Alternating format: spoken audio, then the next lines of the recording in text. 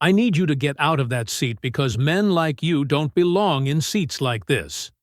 The slap came before Marcus Washington could respond.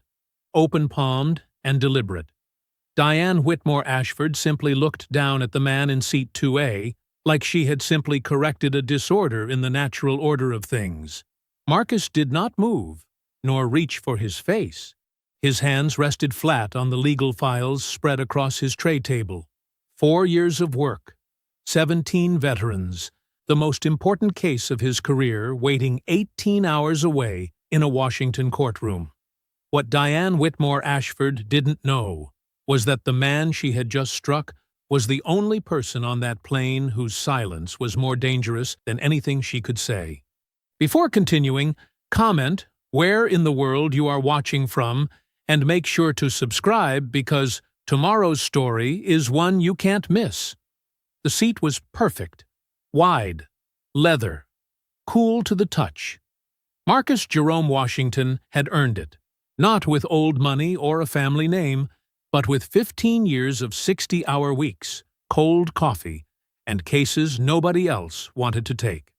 He settled into seat 2A, pressed his back against the cushion, and let out a slow, quiet breath. The boarding process was still underway. Around him, the first-class cabin hummed with the soft sounds of people finding their places, overhead bins clicking shut, flight attendants moving with practiced ease, the low murmur of conversation. Marcus paid none of it any attention. He had work to do. He laid his legal briefs across the tray table and put on his reading glasses. The documents were dense, hundreds of pages of VA records, denial letters, and government memos. Each page represented a man who had served this country and come home to find the country didn't much care. 17 veterans, 17 families, 17 stories of sacrifice that had been answered with bureaucratic silence and form letter rejections. Marcus had been carrying those stories for 4 years. Oral arguments were in 18 hours. He picked up his pen and underlined a key passage in the top brief.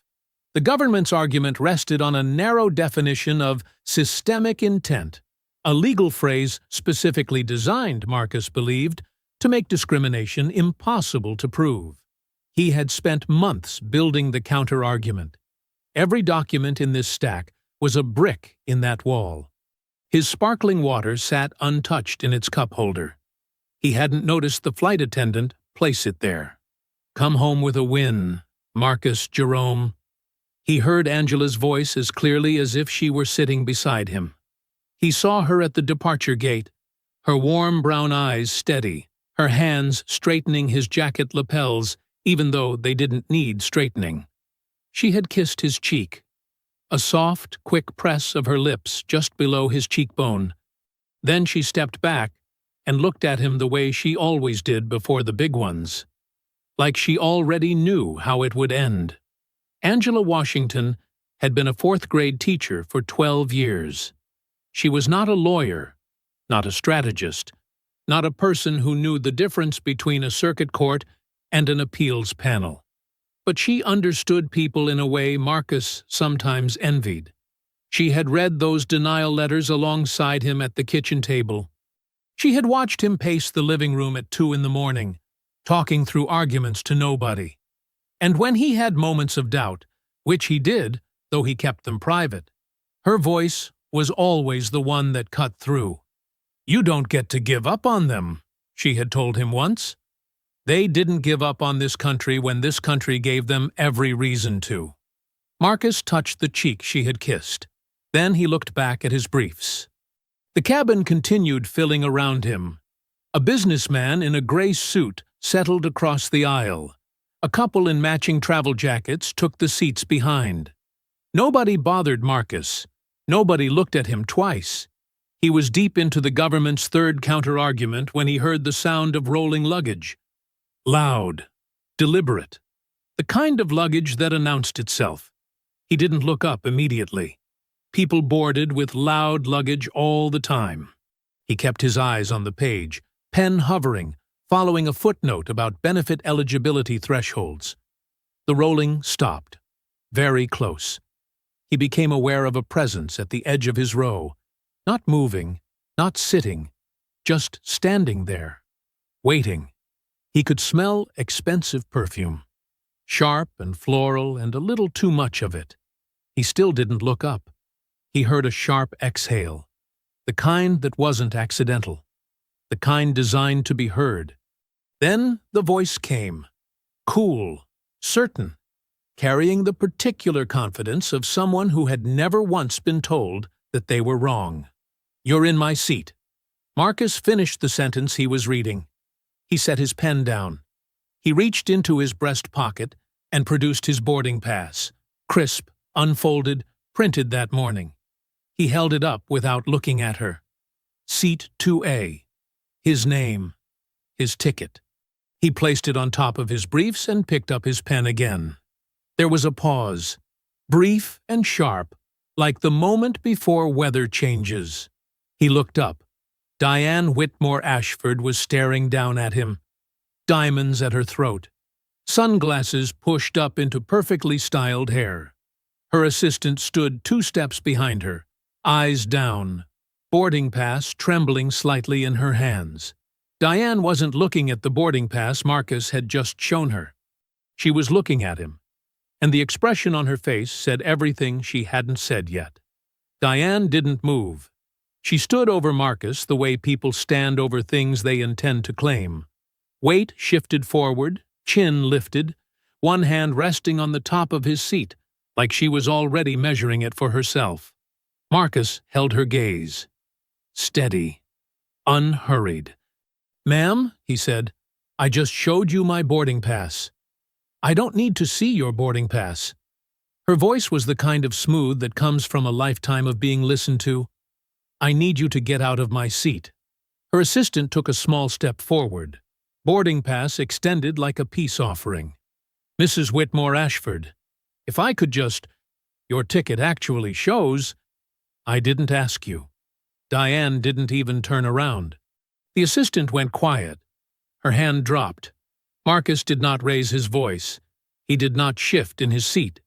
He folded his hands over his legal briefs and said simply, "This is seat 2A. My name is on the boarding pass I just showed you. I'd suggest you check your own ticket." Something moved across Diane's face. Not embarrassment, not confusion, something colder than both. She turned and snapped her fingers at the nearest flight attendant, a young man, no older than 30, who had been watching from the galley entrance with the careful expression of someone hoping not to get involved. He came forward anyway. That was his job. "This man," Diane said, gesturing at Marcus without looking at him, "is clearly in the wrong seat. He obviously made a mistake. I need this handled." The flight attendant glanced at Marcus, who held up his boarding pass without a word. The young man checked it carefully. Then he asked to see Diane's. Her assistant produced it before Diane could object. The flight attendant looked at both. Once, then again. His expression remained professional, but something behind his eyes flickered. The recognition of exactly what kind of situation this was. "Ma'am," he said carefully, "this gentleman is correct. Seat 2A is his assigned seat. Your ticket shows seat 2C, which is just— I know where 2C is." Her voice dropped to something sharper. "That's not what I asked you. I understand, but do you know who I am?" She said it without raising her voice, which somehow made it worse, like a door being locked rather than slammed. "My family has flown this airline exclusively for 22 years. 22 years. I want this handled appropriately, or I will make one phone call that will make your supervisor's week very, very difficult." The flight attendant stood his ground. Barely. "Ma'am, I'm not able to reassign a confirmed seat without—" "Fine." She cut him off like he hadn't spoken. "Fine." She turned back to Marcus. He had not moved, had not spoken, had not looked away from her. He simply sat in his seat, hands folded, and waited. Diane leaned in close, not close enough for the whole cabin to hear. just close enough for him. When she spoke, her voice was quiet, deliberate, each word placed like something she'd thought before and had been waiting to say. "Men like you," she said, "don't belong in seats like this." The words landed like a stone dropped into still water. Marcus felt them move through him, down through his chest, and into something deep and old that he had spent his entire adult life refusing to let define him. He thought of Angela at the departure gate. He thought of 17 veterans and 4 years of work, and 18 hours until the most important morning of his career. He closed his legal brief. He looked directly at Diane Whitmore Ashford. "Ma'am," he said, his voice perfectly level, "I suggest you take your assigned seat." It happened fast. Her hand came up and across, open-palmed, full force, no hesitation. The sound cracked through the first-class cabin like something breaking. Her rings caught the high point of his cheekbone. The sting was immediate and sharp. Marcus did not flinch. He did not reach for his face. He did not stand up. He did not raise his voice. He turned back to face forward. His jaw was set. His eyes were fixed on the middle distance. His hands rested flat on his closed brief, completely still. The only thing that moved was a single slow breath, drawn in and released through his nose. The cabin had gone completely silent. Not quiet, silent. The kind that has weight. Nobody spoke. Nobody moved. Even the flight attendant stood frozen in the aisle, one hand raised mid-gesture, mouth slightly open. Somewhere in the back of the cabin, a child asked its mother something in a whisper. Diane straightened up. Her chin was still lifted. Her expression had not changed. But her hand, the one that had struck him, dropped slowly to her side. The silence lasted 3 seconds. Then Captain Eleanor Reyes walked in from the forward galley, and the temperature in the cabin changed. She was not a tall woman, but she moved like someone who had never once questioned whether a room belonged to her. 20 years of flying had given her a particular kind of authority. Quiet, absolute, and completely impossible to argue with. Her 4-stripe epaulettes sat sharp on her shoulders. Her dark eyes swept the cabin once and took in everything. The frozen flight attendant, the standing woman, the seated man with the red mark rising on his cheekbone. She had seen enough. "Ma'am." Her voice was even, controlled. The voice of someone who did not need volume to command attention. "I need you to step back from that seat." Diane turned slowly, like the request was barely worth acknowledging. "And you are?" "I'm the captain of this aircraft." She clasped her hands in front of her. "And I watched what just happened." Something shifted behind Diane's eyes. Quick, almost invisible. "I don't know what you think you saw." "I know exactly what I saw." Captain Reyes didn't raise her voice. She didn't need to. And so do the overhead cameras this airline installed in every first-class cabin 3 months ago, following a passenger assault lawsuit. They record continuously from the moment the boarding door opens. She paused, letting that settle. Every word, every action, everything. The color in Diane's face shifted.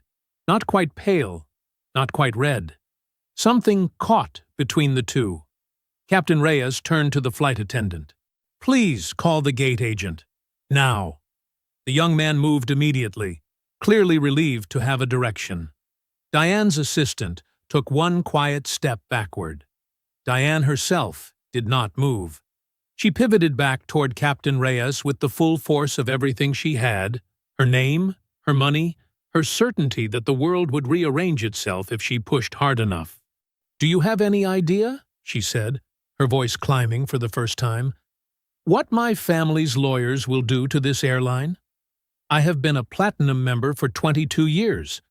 I have a relationship with your executive team personally. And I was provoked. I was provoked by this man." She gestured at Marcus without looking at him. "Who refuses to behave appropriately, and I want him removed. Not me. Him? Ma'am! Harold! She turned sharply toward the seats across the aisle. Harold! Say something! Senator Harold Bryce, silver-haired, patrician, completely still in his window seat, glanced up from his phone. His expression was careful, political, the expression of a man calculating distance. Diane, he said, his voice low and measured, I think you should listen to the captain. Her lips parted. Something that might have been betrayal crossed her face. Then she sealed it shut. 2 airport security officers appeared in the boarding door. The gate agent stood behind them. Captain Reyes addressed Diane with complete calm. A physical assault occurred on this aircraft. Under federal aviation regulations and this airline's passenger conduct policy, I am required to have you removed before departure. As captain, that decision is mine alone, and it is final. You cannot be serious. The gate agent will assist you in rebooking on a later flight. Your luggage will be retrieved from the overhead bin. Captain Reyes looked at the security officers and gave a single, small nod. They moved forward. Diane looked from one to the other. Her jaw tightened. Her hands balled at her sides. For one moment, she looked like she might refuse entirely, might plant her feet and dare them to physically move her. Then she turned, and she walked, not quietly. Her voice filled the jet bridge as she went.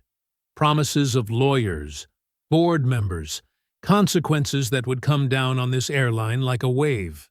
Her designer carry-on bumped along behind her, dragged by her stone-faced assistant.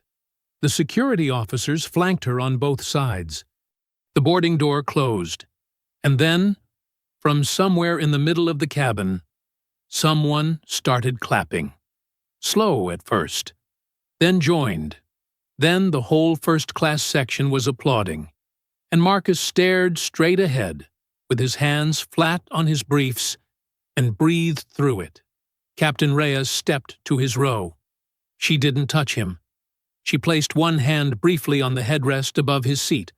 Close, but not contact. A presence. An acknowledgement. I'm sorry that happened to you, sir, she said quietly. We will have a full incident report filed before we push back. Marcus nodded once. He picked up his pen. He found his place on the page. But the words blurred a little before they came back into focus. The applause faded. Passengers settled back into their seats. The flight attendants resumed their boarding routines. The quiet hum of the cabin returned like nothing had happened, like the last 10 minutes had been a brief interruption rather than something that would take a long time to forget. Marcus uncapped his pen. He looked at the brief in front of him, found his place, read the same sentence 3 times without absorbing a single word. He set the pen down. Captain Reyes reappeared from the forward galley and paused at his row one final time. She didn't crouch down or make a production of it. She simply stopped, looked at him directly, and said, "The incident report will include my personal account as a witness. Once we land, our ground team will reach out to walk you through next steps." "Thank you, Captain," Marcus said. She nodded once and moved on. Marcus picked up his pen again. This time the words held still.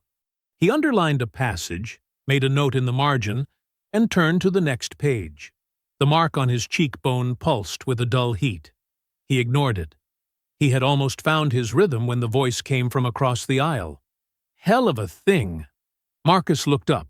Senator Harold Bryce had turned in his seat to face him. Up close, he was exactly what he appeared to be from a distance. Silver-haired, square-jawed, the kind of man who had been described as distinguished so many times that the word had worn a groove into him.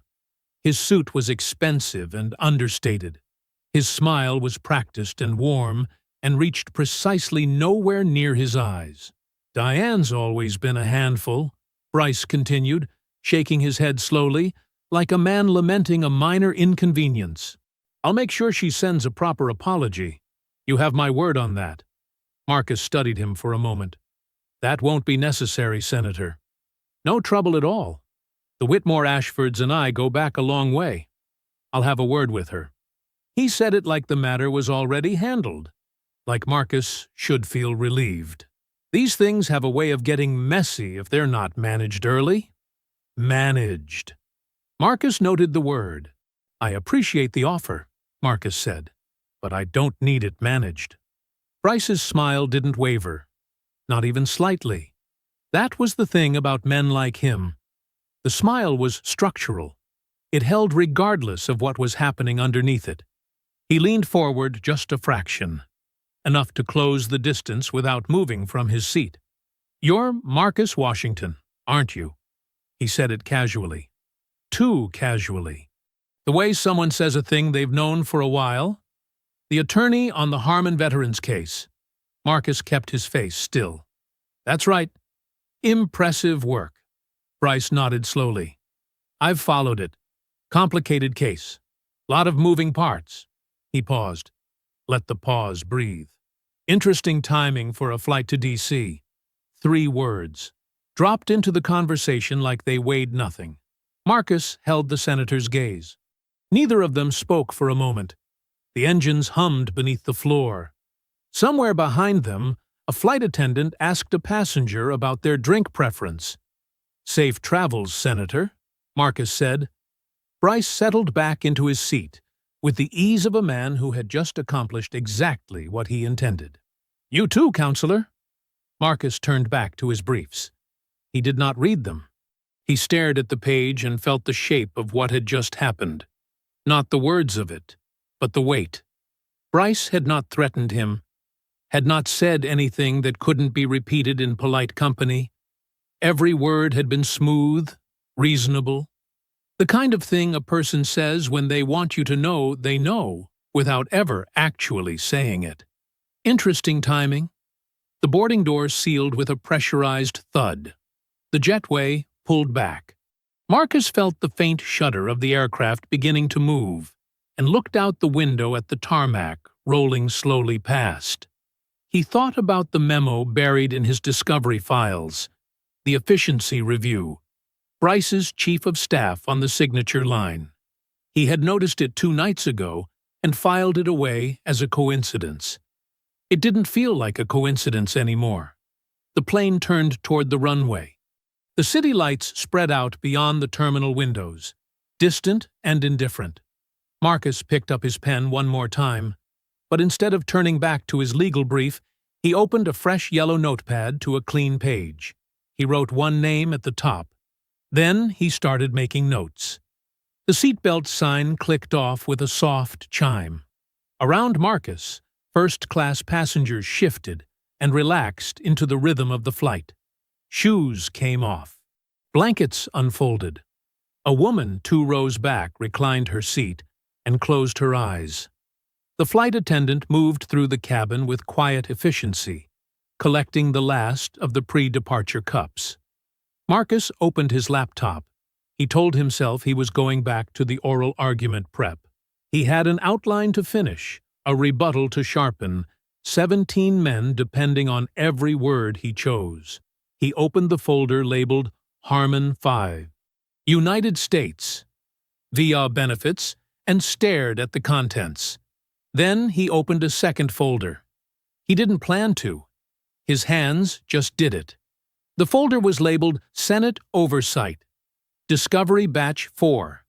It was one of 6 document dumps the government had produced over the course of 2 years of litigation. Thousands of pages of bureaucratic records that his team had sorted through looking for anything useful. Most of it was noise, budget reports, internal memos, scheduling documents. The kind of paperwork that existed to create the appearance of a paper trail without actually leading anywhere. Marcus had reviewed a portion of it himself. His paralegals had reviewed the rest. He typed Efficiency Review into the search bar. 43 documents came back. He scrolled past the first 30. Most were routine. Quarterly reviews, standard language, nothing that connected to anything. Then, near the bottom of the third page of results, a document caught his eye. Not because of its title, which was deliberately bland: Program Efficiency Review, Veterans Benefits Administration, Implementation Assessment, 2019 to 2021, but because of its date, October 2019. He went still. October 2019 was the month the denials started. Not a gradual increase, a sharp, clean line. Before October 2019, the 17 veterans in his case had active, progressing claims. After October 2019, every single one had been denied within a 90-day window. His team had spent months trying to identify what changed and when. They had found policy shifts, administrative restructuring, changes in eligibility language so subtle they were nearly invisible unless you were looking directly at them. He had been looking for a what? He opened the document. It was 32 pages, dense, bureaucratic, written in the particular language of government reports that was designed to communicate as little as possible while appearing thorough. Marcus read quickly, skimming section headers, scanning for anything concrete. He found it on page 19. A single paragraph, buried between two sections about processing timelines and resource allocation. It referenced a subcommittee-aligned implementation directive issued in coordination with the Senate Veterans Affairs Subcommittee, directing VA regional offices to apply a revised eligibility standard to claims filed under a specific benefit category. The category that covered all 17 of his veterans. Marcus's jaw tightened. He scrolled to the signature page. The document had been reviewed and approved by 3 VA officials whose names he recognized. And beneath those, in the section marked Legislative Coordination Sign-Off, was a single name: Richard Caulfield, Chief of Staff, Office of Senator Harold Bryce. Marcus sat back in his seat. The plane hummed around him. 30,000 feet of nothing between him and the ground. He looked at the name for a long time without moving. The connection was thin. He knew that. A chief of staff's signature on an administrative coordination document was not a smoking gun. It was not proof of anything on its own. A defense attorney would call it routine oversight, standard intergovernmental procedure, nothing more than a bureaucrat doing his job. But Marcus had not built 4 years of cases on smoking guns. He had built them on threads. You found a thread, and you pulled it, and you kept pulling until the whole thing came apart. This was a thread. He reached for his phone and connected to the plane's Wi-Fi. He found his paralegal's number and typed a message rather than calling. The cabin was quiet, and he didn't want an audience. Pull everything we have on the Senate Veterans Affairs Subcommittee, 2019 to 2022. Every document, every name, every communication. Tonight, if possible. Don't filter anything out. 3 dots appeared almost immediately. On it. Everything okay? He looked at Richard Caulfield's name on his screen. Working on it, he typed back. He closed the Harmon folder. He closed the Discovery folder. He sat with his laptop open and the screen glowing and didn't open anything else. The descent announcement came 40 minutes later. The flight attendant moved through the cabin collecting cups and asking passengers to return their seats to the upright position. Marcus's legal briefs sat exactly where he had left them, untouched for the last hour. He closed his laptop and looked out the window at the lights of Washington growing closer in the dark. One fight had become 2. The wheels touched down hard. Marcus blinked. He hadn't slept, hadn't even reclined his seat. But somewhere over Virginia he had drifted into the shallow, unsatisfying half-rest of a man whose mind refused to fully stop. He straightened up now, rolled his neck, and looked out the window at the dark sprawl of Reagan National sliding past. The seatbelt sign went off. The cabin stirred.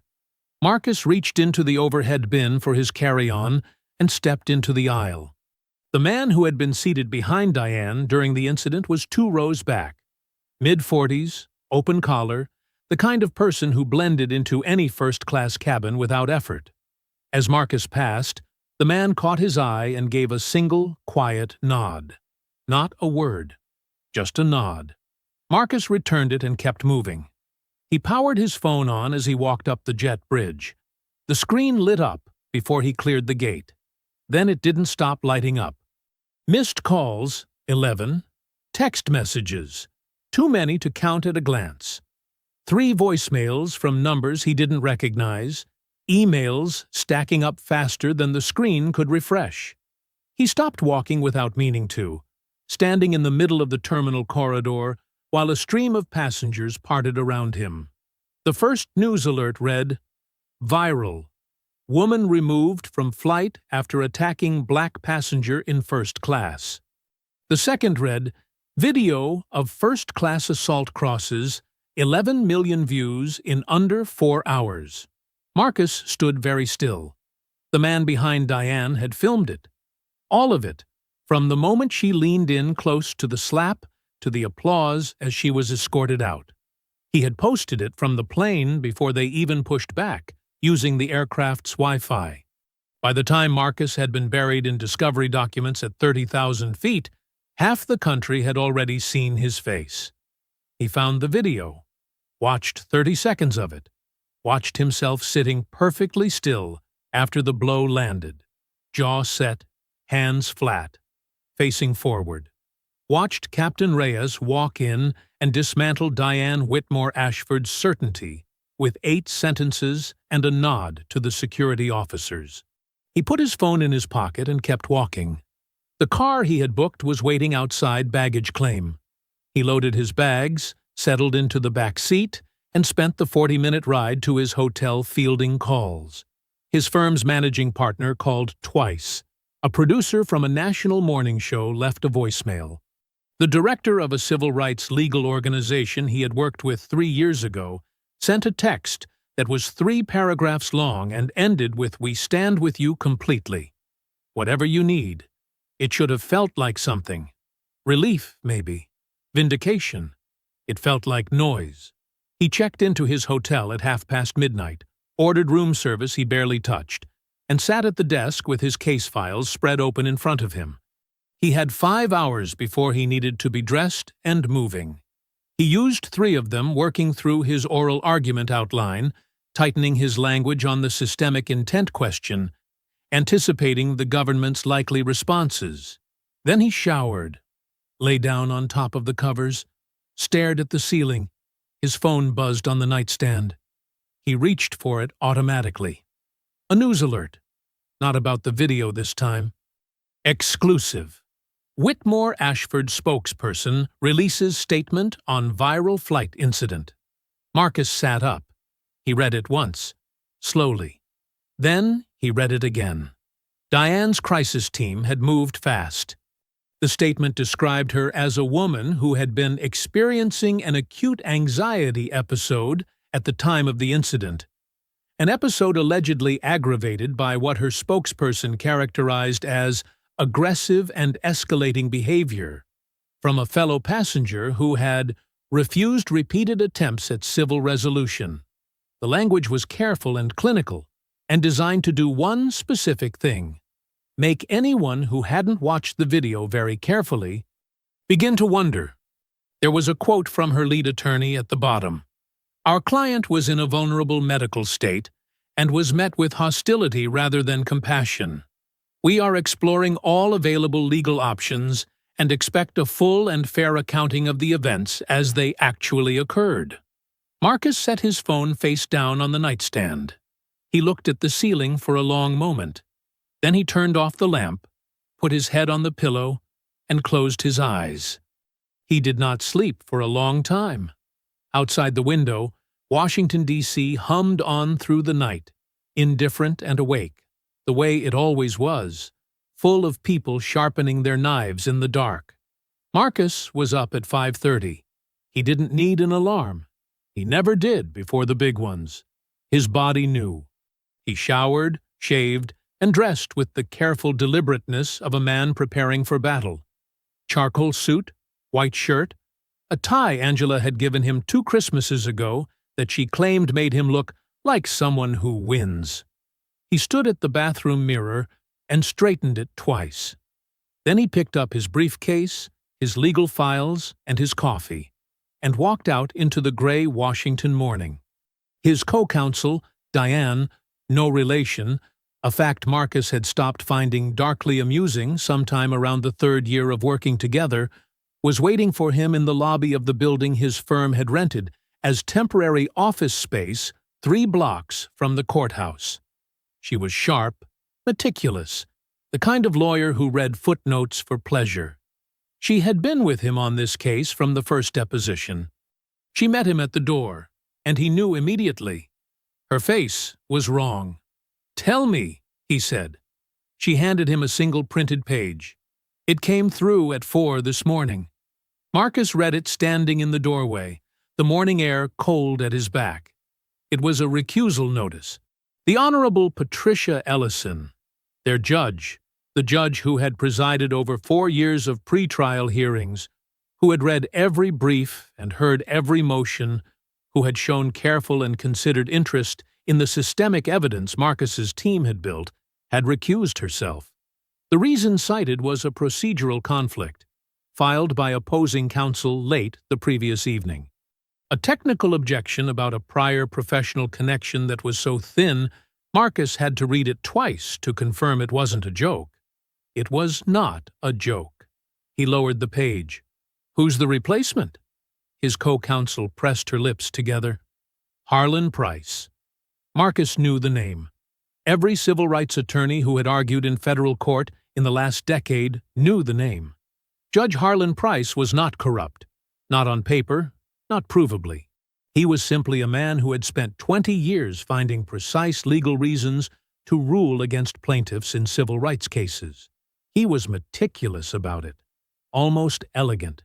He never said anything that could be quoted as bias. He just found the narrowest possible interpretation of every legal standard and applied it with surgical consistency. For a case built on proving systemic intent, he was the worst judge in the building. Marcus's co-counsel was watching him carefully. "We could file an objection to the reassignment, challenge the timing." "On what grounds?" Marcus said. "The recusal is procedurally valid. Thin, but valid. We'd spend 2 days fighting the assignment and lose, and then we'd walk into that courtroom having already shown the judge we don't trust him." He folded the paper once and handed it back. "We go in as planned." "Marcus, they moved against us last night," he said. "After 11 million people watched that video. After every civil rights organization in the country called our office. They were scared enough to pull a judge at 4 in the morning.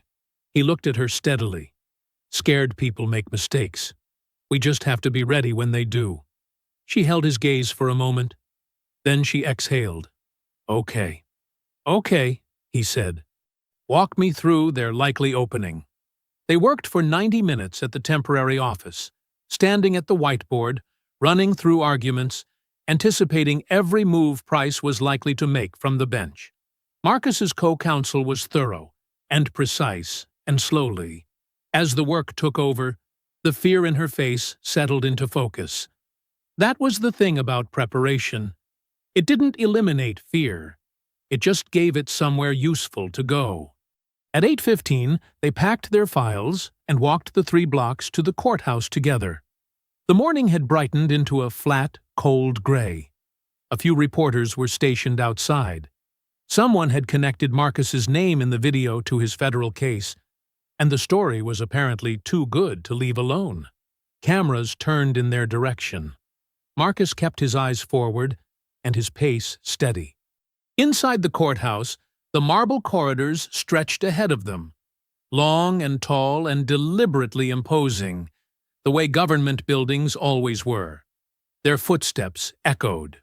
Other attorneys moved past in both directions, clutching files and coffee cups, doing the ordinary business of a federal courthouse morning.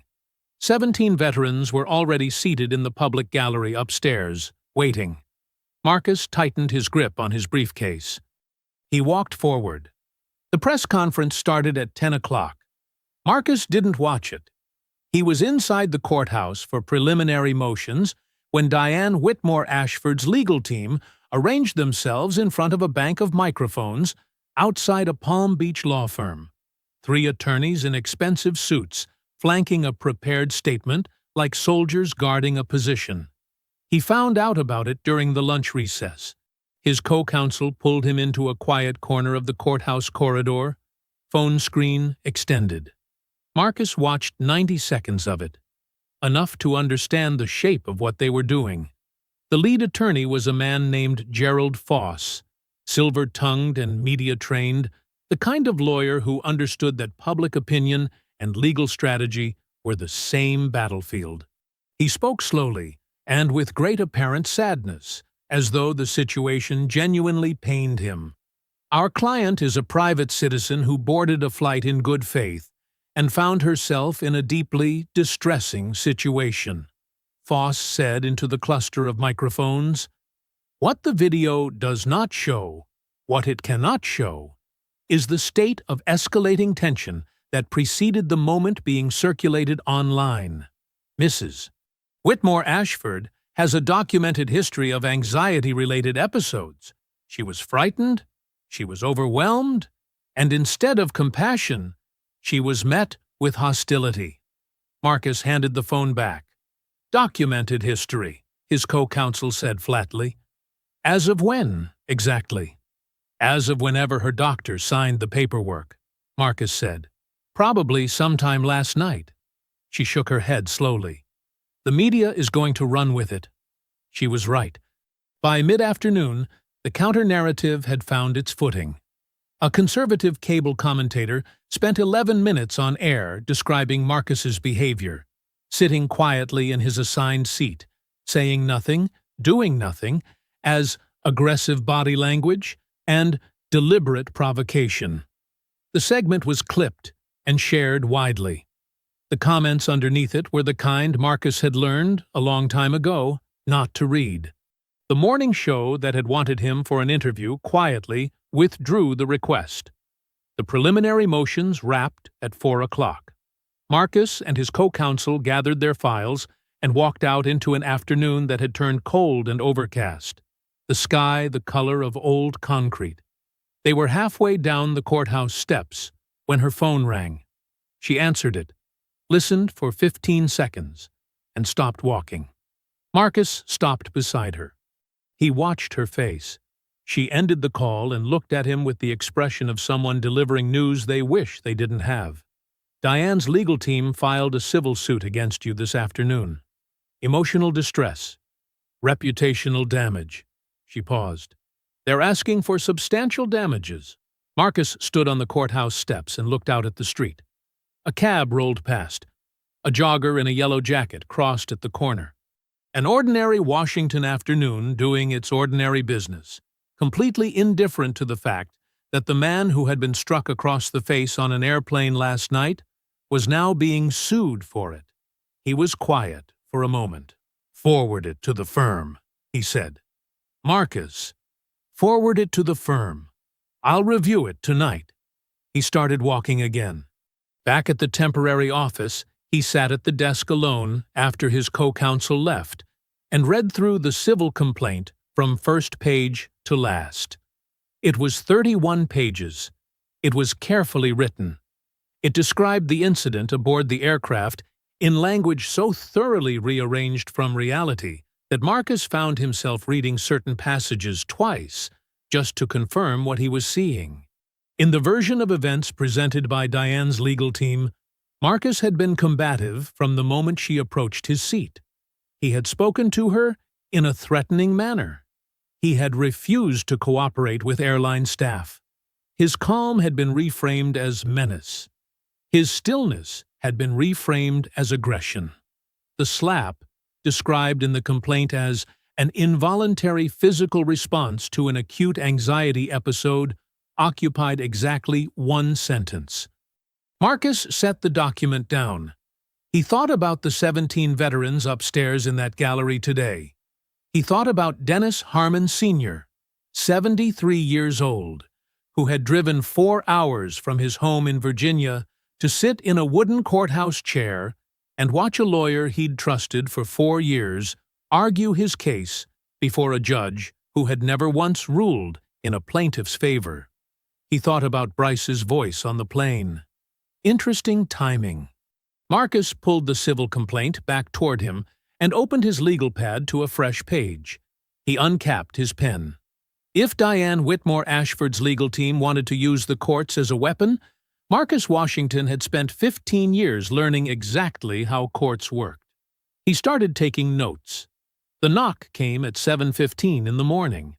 Marcus had been awake for 2 hours already, sitting at the desk in his hotel room with the civil complaint on one side and the VA subcommittee documents on the other.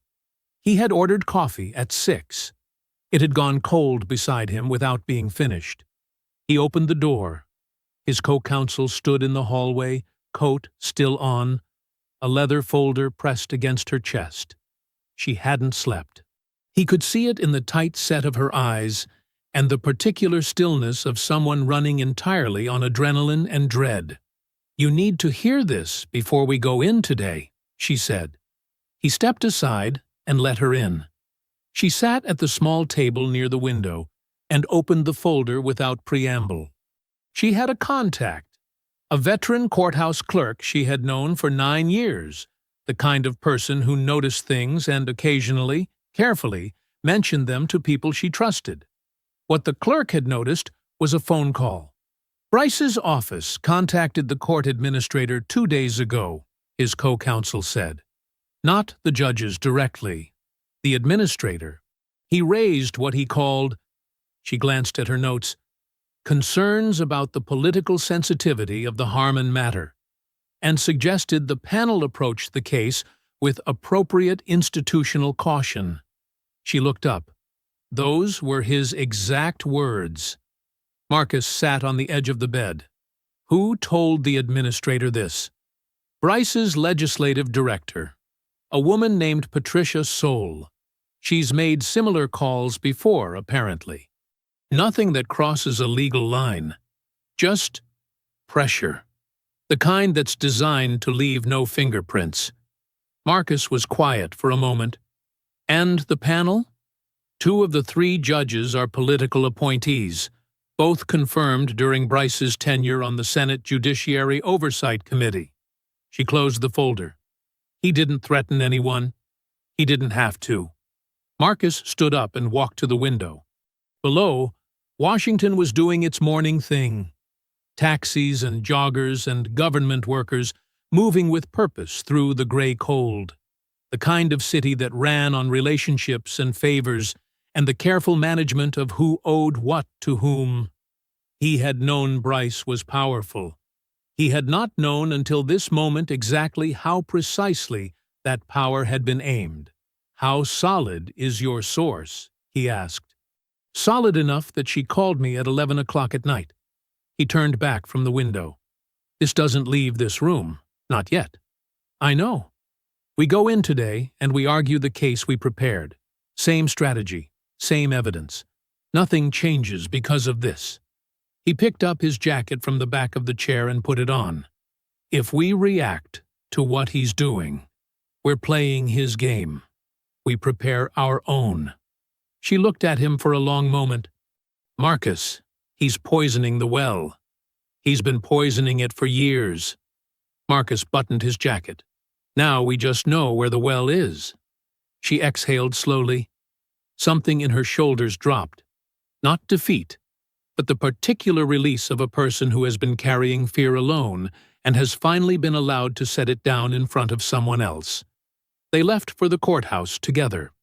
Oral arguments ran for most of the day, long and technical and exhausting in the way that federal appellate arguments always were.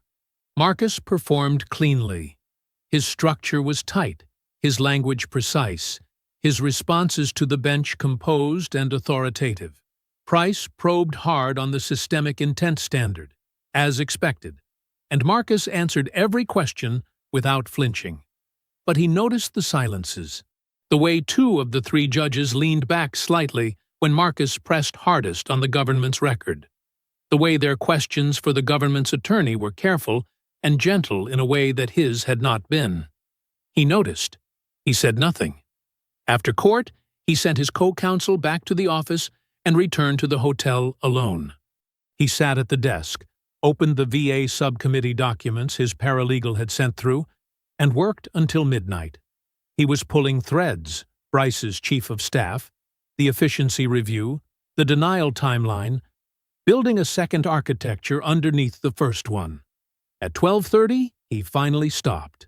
He leaned back in the chair and rubbed his eyes. On the corner of the desk, half buried under documents, was the notepad he had started on the plane. One name at the top, a page and a half of notes beneath it. He looked at it for a long moment. Then he pulled it free from the stack, flipped to a fresh page, and kept going. The courtroom was full. Every seat in the public gallery was taken. 17 veterans sat together in the third and fourth rows, some in old dress uniforms, some in ordinary clothes, all of them still in the particular way of people who had learned a long time ago how to wait.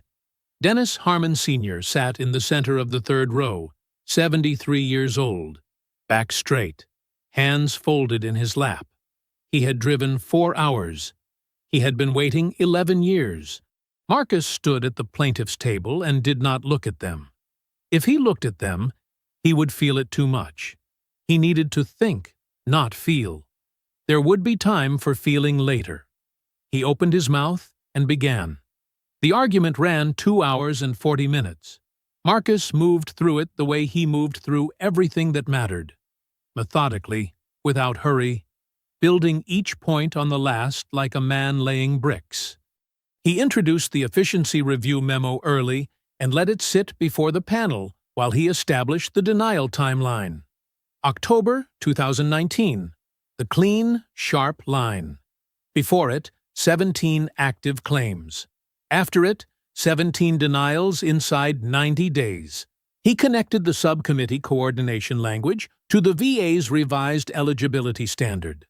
He showed the pattern not as coincidence, but as architecture, something that had been designed, approved, and implemented by people with names and titles and signatures on documents that were now in evidence. One of the judges, a woman in her 60s named Judge Carol Whitfield, leaned forward during Marcus's third segment and began asking questions. Not hostile questions, precise ones. The kind a person asks when they are working toward a conclusion and need the final pieces confirmed. The government's attorney, a careful man named Hendricks, who Marcus had faced twice before, struggled with 2 of her questions. His answers were technically correct and substantively empty, and Judge Whitfield's expression said she knew the difference. Marcus did not allow himself to react. He saved the veterans for last. Not as statistics, not as case numbers. He read from Dennis Harmon Sr.'s original claim application. The man's own words, written in 2018, describing 31 years of military service and a medical condition that had been formally linked to that service by 3 separate physicians. He read the denial letter that followed. 11 words of explanation for 11 years of waiting. The courtroom was very quiet when he finished. He sat down. His co-counsel leaned close and whispered, "That's the best I've ever seen you." After court, the hallway outside the gallery filled with veterans and their families. Hands were shaken. Backs were clapped. A woman Marcus didn't recognize gripped both his hands in hers and couldn't speak. Her husband, a man in a Navy veteran's cap, put his arm around her shoulders and mouthed "thank you" over her head. Then Dennis Harmon Sr. was in front of him. The old man took Marcus's hand in both of his and held it. His grip was strong despite his age, the grip of someone who had spent decades holding on. "My wife always said we'd see this day," Harmon said quietly. His voice was steady, but the effort it took to keep it that way was visible in every line of his face. Marcus held his hand and said, "She was right. Neither of them spoke for a moment after that. They didn't need to. The ruling came 48 hours later. Marcus was back at the hotel desk with his subcommittee files when his co-counsel called. He knew from the first half-second of silence after he answered. 2-1. Against the veterans. Insufficient evidence of systemic intent. He sat very still. The dissenting judge, Judge Whitfield, had written a minority opinion that ran to 19 pages. His co-counsel read sections of it to him over the phone. Whitfield's language was the most direct Marcus had ever seen in a judicial document. She did not accuse her colleagues of corruption. She accused them of something she seemed to consider worse: deliberate narrowness, the willful application of an impossible standard to make justice unreachable. He thanked his co-counsel. He ended the call. An hour later, a news alert appeared on his phone. A tabloid had published a version of the plane video. Edited. Diane's slap was gone. What remained was 30 seconds of Marcus sitting still, while a tearful Diane was escorted away. The headline read, "Who is the real victim here?" Marcus looked at the headline for a long time. Then he called Angela.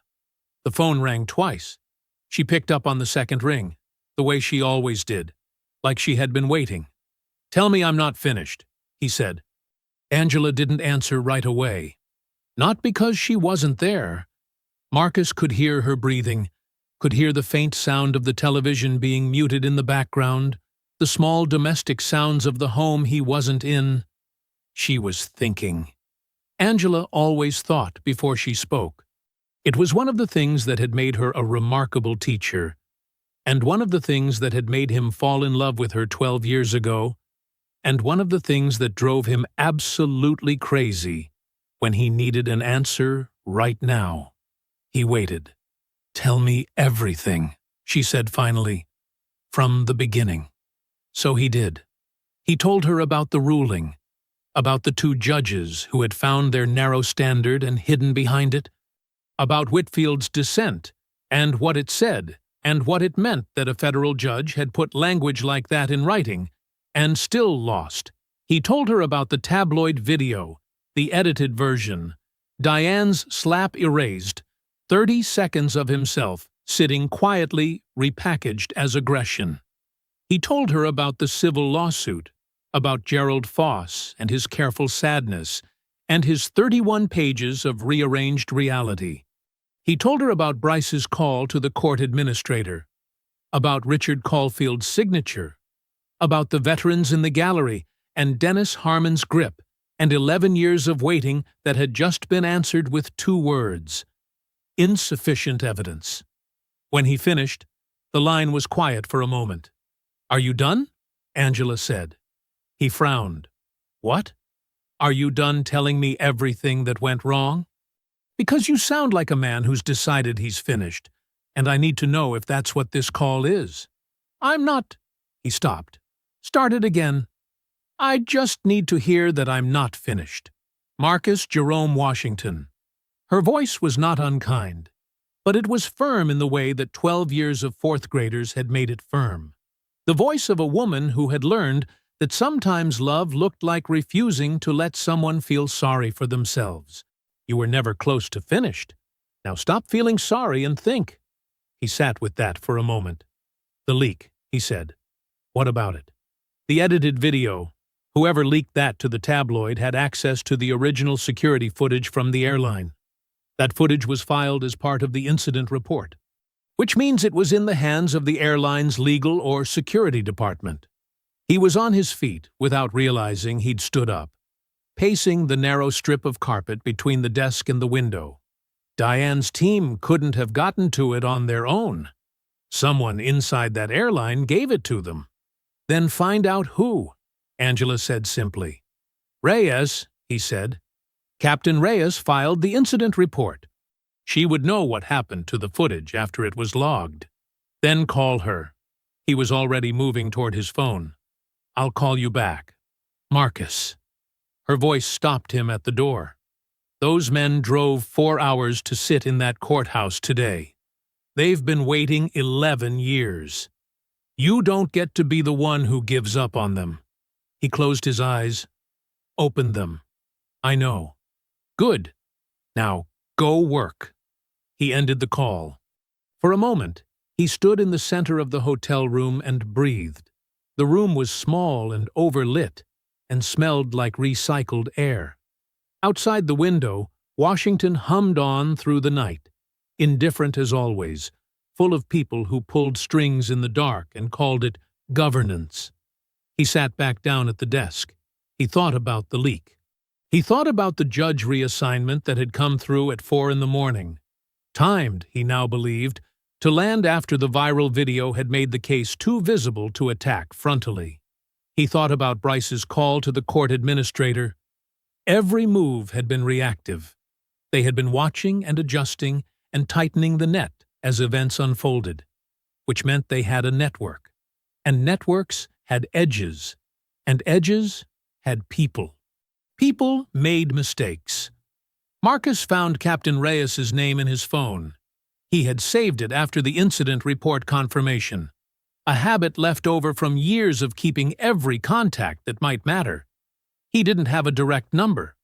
He had the airline's crew scheduling line from a card the gate agent had given him. He called it, explained who he was, asked for a message to be passed. He sat back and waited. His phone rang 4 minutes later. Captain Reyes's voice was alert, despite the late hour. The voice of someone accustomed to being called at inconvenient times and answering anyway. "Captain," Marcus said, "I need to ask you some questions about what happened after we landed." A short pause, then, "I've been waiting for someone to ask me the right questions, Mr. Washington." Her voice was quiet, careful, not frightened. Captain Eleanor Reyes did not strike Marcus as a woman who frightened easily, but careful in the way of someone who had been waiting to speak, and was now choosing each word with the precision of a person who understood that what they said next would matter enormously. "Where do you want me to start?" she asked. "The incident report," Marcus said. "What happened after you filed it?" She told him. The report had gone in within 2 hours of landing. Detailed, thorough, exactly what the airline's protocol required. Her personal account of witnessing the slap, the camera footage reference, the boarding pass records. She had filed it cleanly and completely and expected the airline's standard passenger conduct process to take over. Instead, 3 days later, her supervisor called her into a meeting.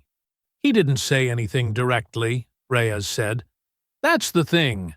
Nobody ever says anything directly. He just told me that the legal department was managing the situation at the corporate level, and that it would be best if I kept my head down while things resolved." She paused. "I asked what that meant for my report. He said my report was on file, and that legal would be in touch." "And were they?" Marcus asked. "Oh, they were in touch." Something shifted in her voice. Harder now.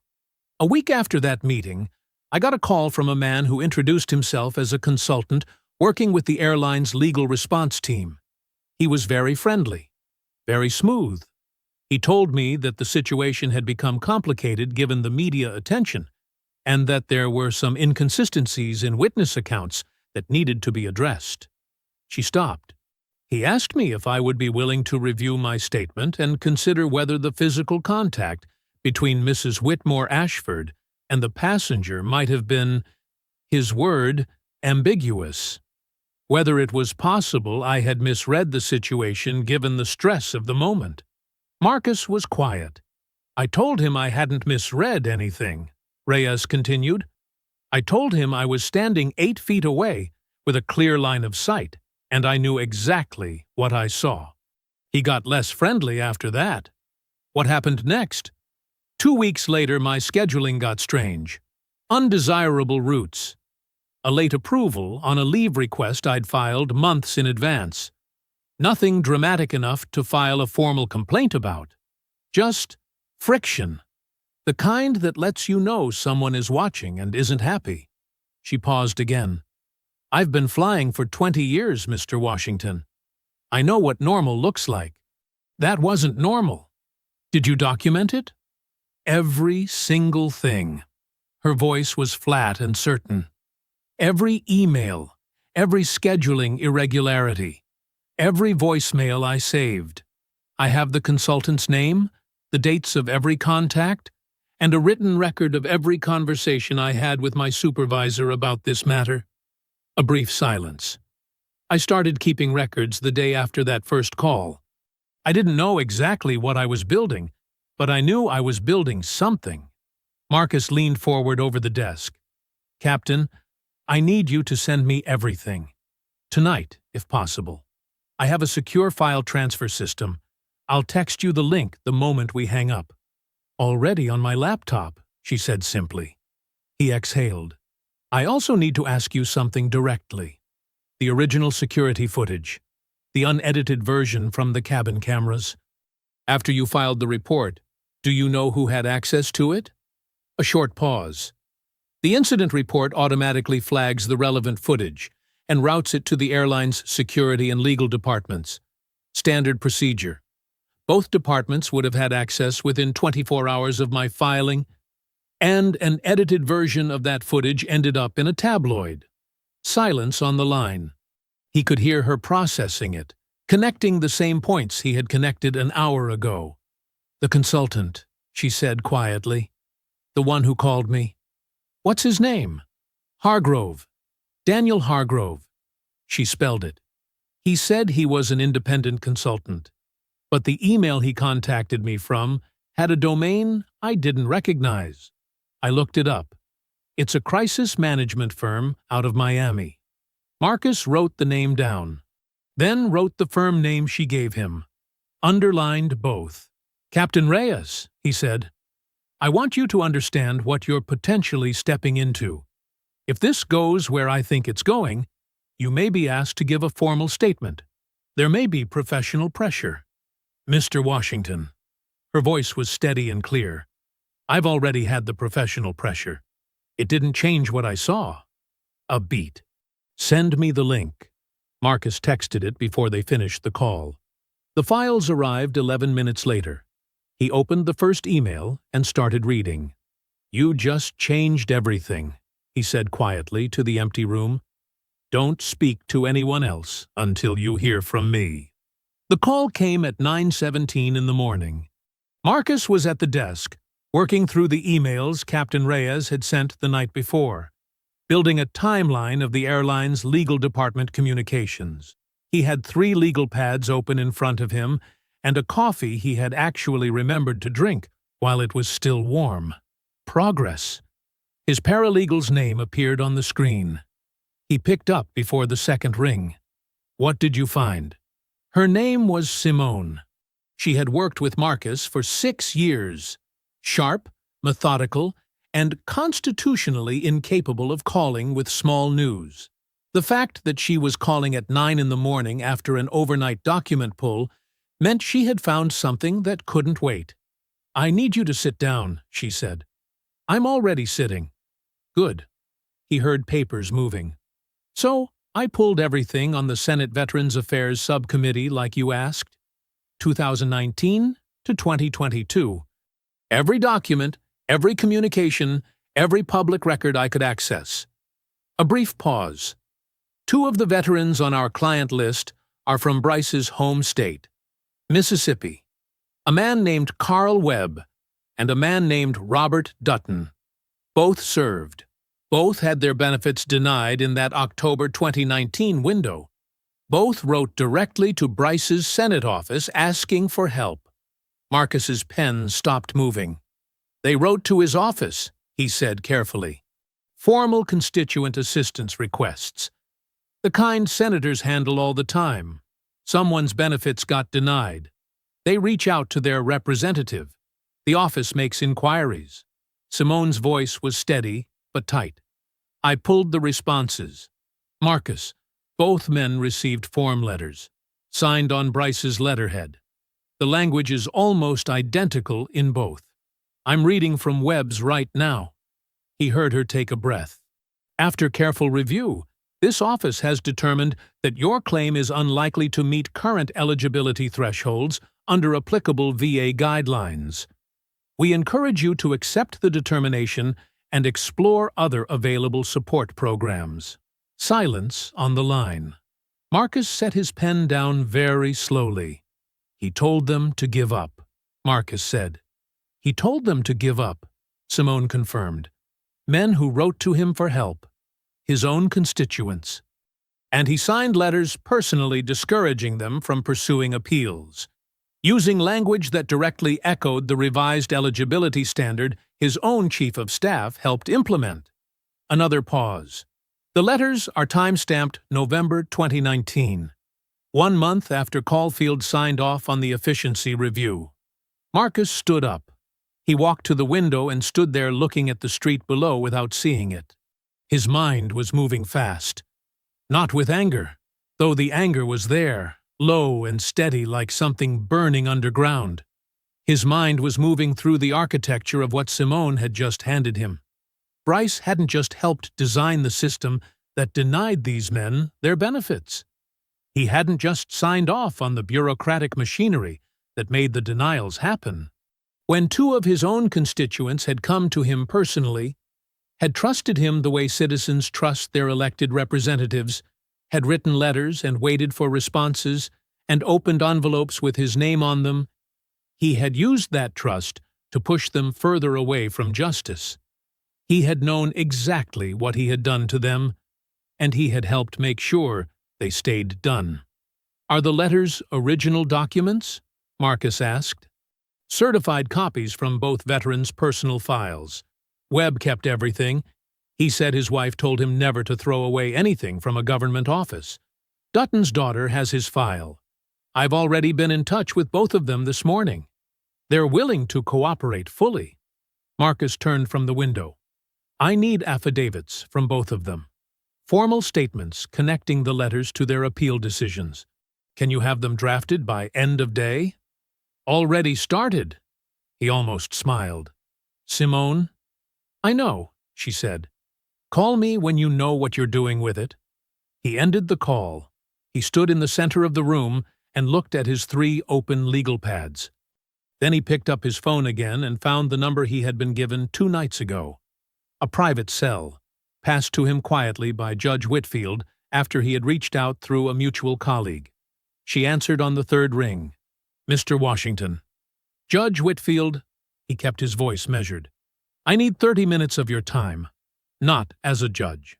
As a private citizen who wrote 19 pages about what justice requires and what happens when courts fail to deliver it." A long pause on the line. "I think," she said slowly, "that you should come to my office." He was already reaching for his jacket. He called his co-counsel from the elevator. "Clear your calendar," he said when she picked up. "We're not appealing. We're opening a new front." Judge Whitfield's office was exactly what Marcus had expected. Books on every wall. A desk buried under carefully organized files. 2 framed photographs. One of a graduating law school class. One of a woman Marcus didn't recognize standing in front of what looked like the Supreme Court steps. The judge herself was already seated when he arrived, coat off, reading glasses on, a yellow legal pad open in front of her. She did not waste time on pleasantries. "Sit down, Mr. Washington. Tell me what you have." He told her everything. The efficiency review memo, Caulfield's signature, Webb and Dutton's constituent letters, Captain Reyes's documentation of the airline's legal department and its coordination with Diane's team, the edited video leak, Bryce's call to the court administrator. He laid it out in order, clean and precise, the way he would lay out an argument before a bench, each piece connected to the next, the architecture visible. Whitfield listened without interrupting. She made notes on her legal pad. When he finished, she sat back and looked at him over the top of her glasses. "What you're describing," she said carefully, "is not an appeals matter.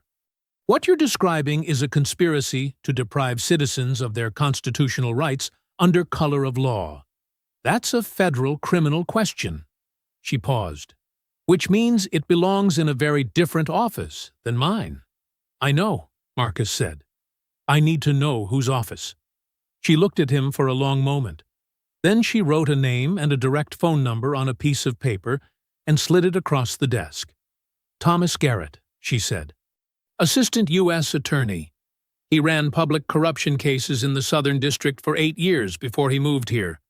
He is thorough. He is patient. And he does not make moves he cannot finish. She tapped the paper once. Tell him I sent you. He'll listen. Garrett's office was across the city. Marcus was there within the hour. The meeting lasted 2 hours and 40 minutes. Garrett was a compact, quiet man in his early 50s who asked questions the way a surgeon used a scalpel. Small, precise, and aimed at exactly the right place. He read every document Marcus had brought. He asked Simone to send the veteran affidavits directly to his secure server while they were still in the room. He asked 3 questions about Captain Reyes's email documentation and then asked for her direct contact information. At the end of the meeting, he folded his hands on his desk. I'm going to need the complete security camera archive from the airline, he said. Not the incident footage, everything. Full boarding sequence, jet bridge cameras, all of it from that night. The airline's legal department has been cooperative with Diane Whitmore Ashford's team, Marcus said. They may push back on a voluntary request. Garrett almost smiled. I wasn't planning to ask voluntarily. The subpoena was issued the following morning. Marcus was in the temporary office with his co-counsel when Garrett's investigator called with the first results from the footage review. He put the call on speaker. The cabin footage was what they already knew. Diane's approach, the slap, Captain Reyes, the removal. But the full archive extended further. The jet bridge camera, positioned at the boarding door, had been running from the moment the gate agent opened the door for pre-boarding. 12 minutes before general boarding began, 2 figures appeared in the jet bridge. Diane Whitmore Ashford and Senator Harold Bryce. They stood together near the far wall, away from the gate agent's desk. The audio was clear. Bryce's hand rested on Diane's arm. His lips moved. She nodded twice. The exchange lasted less than 90 seconds. Then they separated. Bryce moving toward the boarding door first, Diane following 2 minutes later. Marcus's co-counsel put both hands flat on the desk and stared at the phone. The footage also captured, in full unedited audio, Bryce's post-slap conversation with Marcus in the cabin. You're Marcus Washington, aren't you? The attorney on the Harmon veterans case. Interesting timing for a flight to D.C., spoken within 3 minutes of the assault on the man he claimed to barely know, by a senator who had just been observed in private conversation with the woman who committed it. That same afternoon, Marcus's firm's social media researcher surfaced 15 years of documented connection between Bryce and the Whitmore Ashford family, charity galas, fundraising dinners, a federal land use vote in 2021 that had directly cleared the way for Diane's largest real estate development. The slap had been impulsive. The cover-up had been coordinated. Garrett called Marcus at 6 o'clock. We're opening a formal criminal investigation, he said. Conspiracy to deprive citizens of rights under color of law. I'll be in touch. Marcus set his phone down on the desk. He looked at his co-counsel across the room. Neither of them spoke for a moment. Then she said very quietly, There it is. The news broke on a Tuesday. By Wednesday morning, Senator Harold Bryce's office had released a statement announcing that he would not seek re-election and was resigning immediately from the Senate Veterans Affairs Subcommittee to, the statement used the phrase 3 times, focus on family. His chief of staff, Richard Caulfield, had already retained a criminal defense attorney. By Thursday, Garrett's office confirmed that Caulfield had agreed to cooperate fully with the federal investigation in exchange for consideration on his personal charges. Bryce was done. He just hadn't admitted it publicly yet. Diane Whitmore Ashford's federal assault charge, filed by the U.S. Attorney's Office and classified as a federal offense committed aboard a commercial aircraft in transit, was reinstated the same week. Her medical defense collapsed on contact with reality. Her physician, subpoenaed and placed under oath, confirmed that Diane had no diagnosed anxiety condition of any kind. The documentation her crisis team had waved at the media had been prepared 4 days after the incident by a private practitioner who had seen Diane exactly once. Her civil lawsuit against Marcus lasted 2 more weeks before a federal judge dismissed it entirely. The dismissal was not quiet. The judge found the suit to be frivolous and retaliatory, filed not in good faith, but as a legal weapon designed to burden and intimidate the victim of an assault.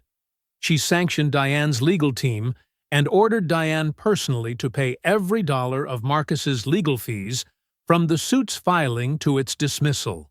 Gerald Foss, Diane's lead attorney, gave no press conference this time.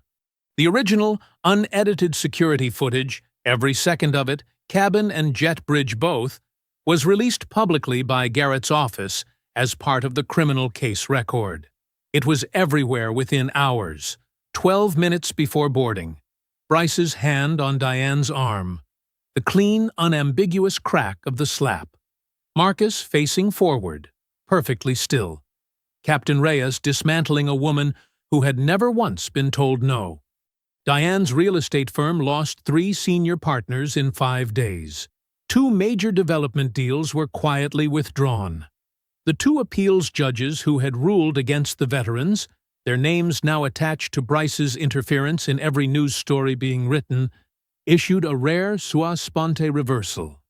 They reconsidered their own ruling in light of newly available evidence and remanded the case with written instructions that left no room for interpretation. The veterans would prevail.